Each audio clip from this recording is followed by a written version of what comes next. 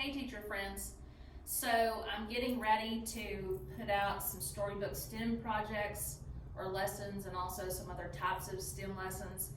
And so I wanted to walk you through the process of a STEM lesson. Remember that STEM lessons can go along with your standards. They can also be standalone projects like before a holiday or something like that. So I want to refer back to the STEM project that I had you do during in-service. And so what I did was I had volunteers come up and I gave you newspaper and I gave you a pencil with a meter of tape on it. And because of the time that I had to go ahead and build the tallest tower you could. And then I had to measure it. Well, if you were doing this in the classroom, especially with older students, older meaning maybe second grade and up, before they actually got their hands on the materials, I would have them do some brainstorming and thinking with one another, especially if you're going to put them in partners. So I have created this document that I'll be sharing with you to use with any STEM challenge that you do. So the very first part that you're going to have them do is explain the challenge. This ensures that they understand what the objective is. And then if there's going to be any research involved, it depends on how long you want to spend on this challenge. If it's something that you want to spend some time on, then you may want to have them do some research over what it is that they're doing. So if you were having them research over this particular newspaper tower activity, you could have them research different types of towers and how they were designed and constructed. And then this is where they think about what they would want to do, how they would want to use the materials to make the tallest tower that they could.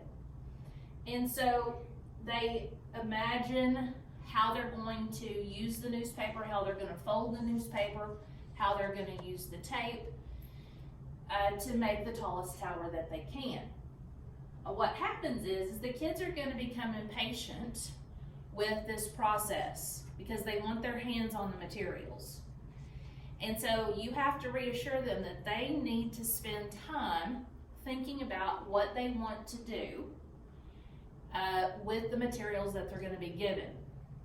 And so it's really good for you to have the materials out there for them to see. If they can't see the materials, then they're going to have a more difficult time designing and creating what they want to build. So the design and create is an important part. Then you're going to have them draw it.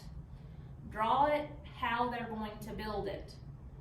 If they didn't have this part, then they just get to, just like you guys did in in-service, just get to manipulate the materials. And they can still do that. But this makes the challenge a little more difficult if they have to think about what it's going to look like in their head.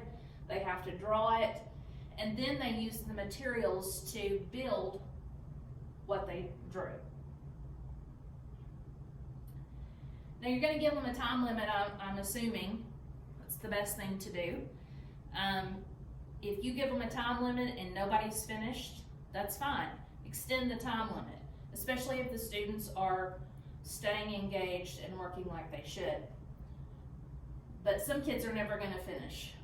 So you need to stay with some sort of a timeline.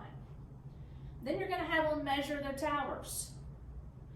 And this is a good time that they're practicing measurement. You can talk about the importance of measurement. What jobs or careers, what things out in the world are different measurements important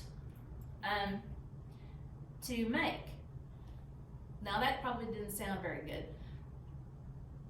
What kind of jobs or careers could you have where you would need to be accurately and precisely measuring things? That's better. So it doesn't have to be anything major. It can be building a doghouse. Or it could be measuring out medicine as a pharmacist. So you can talk about the importance of measuring. You can also have them convert in between the different metric units, because that's what we use. This is what I consider the most important part of any STEM challenge, and that's evaluation. They're not necessarily evaluating others, they're evaluating themselves. And so they're taking an introspective look at what they originally designed, how it came out, what they would do differently next time. This STEM idea, the STEM process, goes right along with growth mindset. What you're gonna find is some kids are gonna be really anxious about this type of activity. Other kids are gonna dive right in and love it. And so you just need to remember to encourage your students that struggle with this type of freedom to embrace it and learn from mistakes.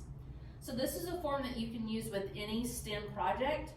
Like I said, it would probably be best worked with second grade and up, or you may want to change it a little bit to meet your needs. If you have any questions, be sure and reach out to me. I'd be happy to help you with any of your STEM needs.